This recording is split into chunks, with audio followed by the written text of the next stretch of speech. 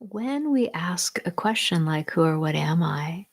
And are delivered to this sense of a paradigm of being, or even just basically an experience of the moment that isn't producing answers that are satisfactory, we can continue to try to be in that mode of searching the realm of objects, or we can kind of rest back into the sense of subject.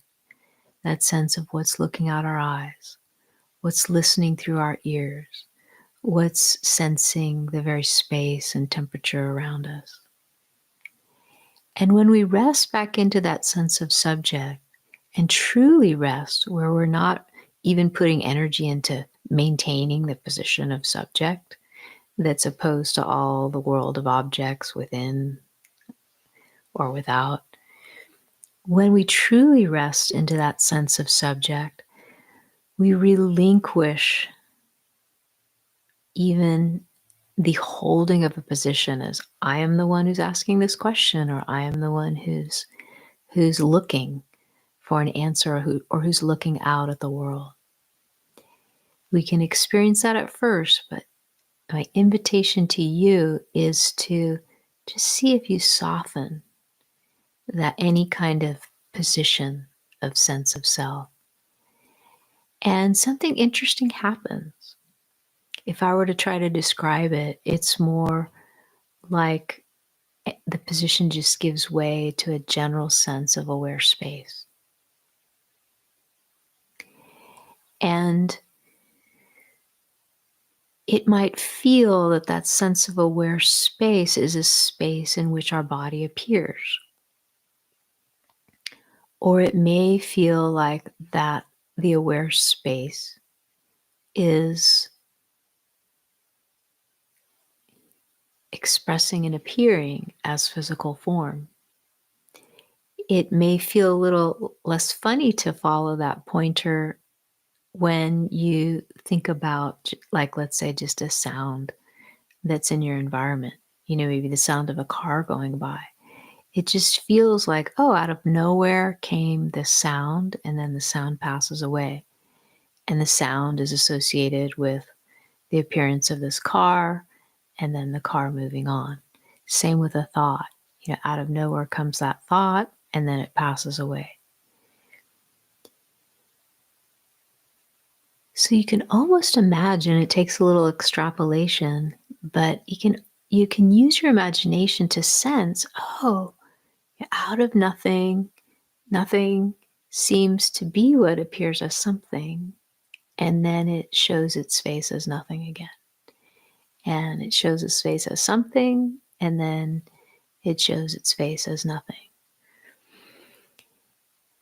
And this is, of course, kind of chopping it all up to try to point at experience. But it is a interesting exercise to go with a felt sense of what I'm saying, that there's this sense of nothing that appears as various expressions of form. More recently, I was with a friend of mine who I knew from my youth, who was describing a conversation. Excuse me, I have an itch. She was describing a conversation she had with her father in the last days of his life. And she said she was not familiar with the teachings of Open Gate Sangha, uh, but she and I were having a conversation, and she knows that I like to look into the nature of things. And so she said, I have this conversation I want to share with you that I had with my father, and I'm going to be paraphrasing a bit. But she said, as my father was dying, and he was coming closer to dying, he said he encountered this sense of nothingness. And he was telling me about it.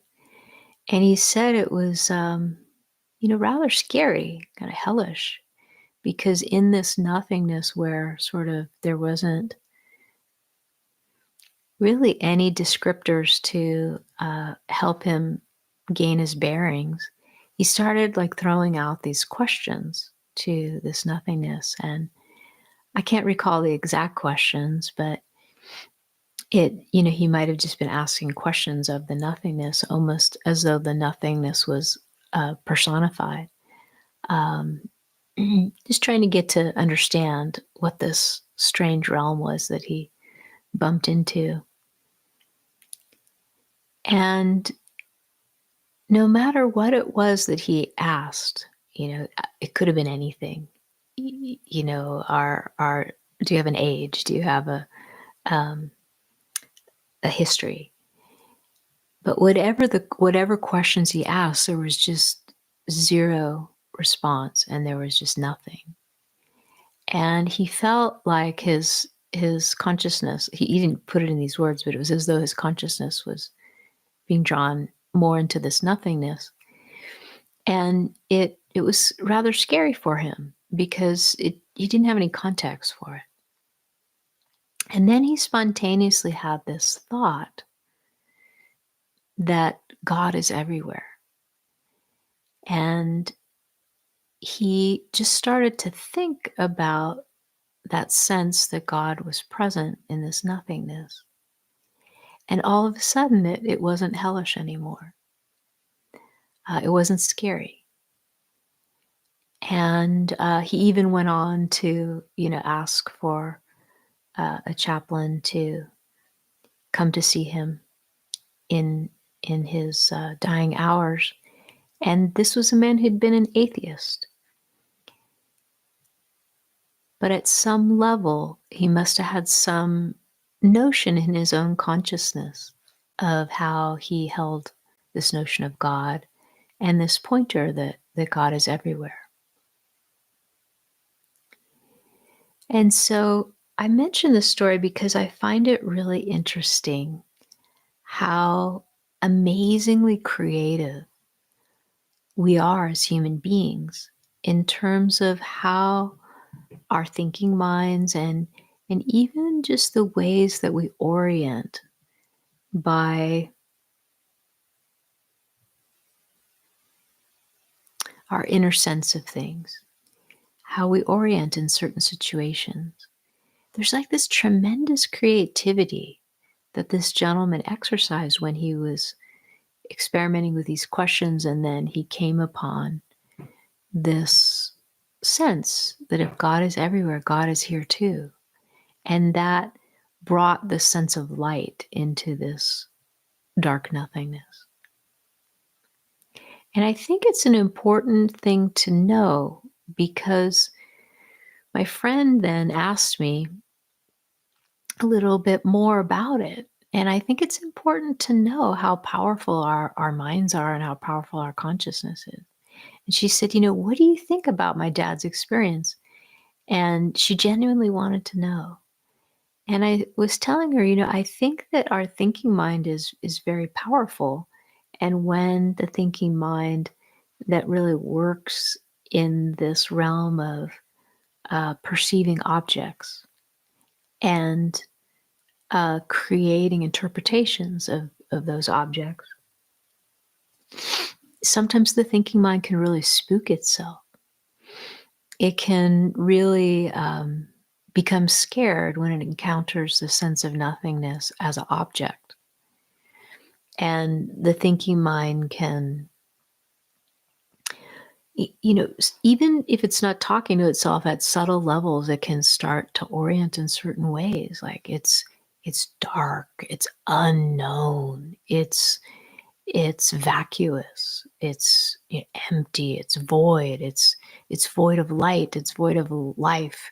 Those are the conclusions that sometimes the thinking mind comes upon. But it's very important as practitioners to suspend investing in conclusions of mind in this arena. It's good training to recognize, oh, my mind is projecting onto this nothingness all these conclusions, including the conclusion that this can be scary. The other thing is the mind is continually objectifying this nothingness. Now, so I was telling her that I think can create a lot of um, concern for people who are unfamiliar with this sense of nothingness that they bumped into, and they can spook themselves depending upon how their train of thought leads them. But when we get a sense of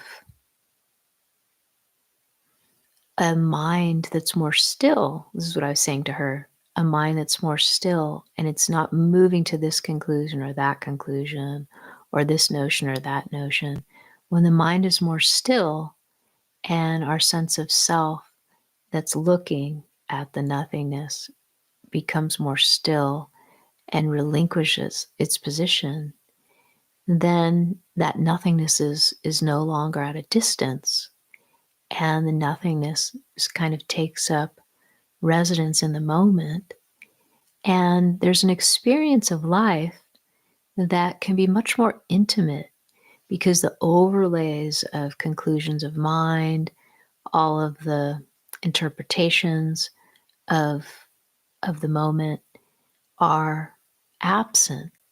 And so there's more intimacy with, let's say, the sound of a bird or a car going by or a person that you encounter. There's more intimacy because there's not even the active thinking mind that's reducing that bird to a label.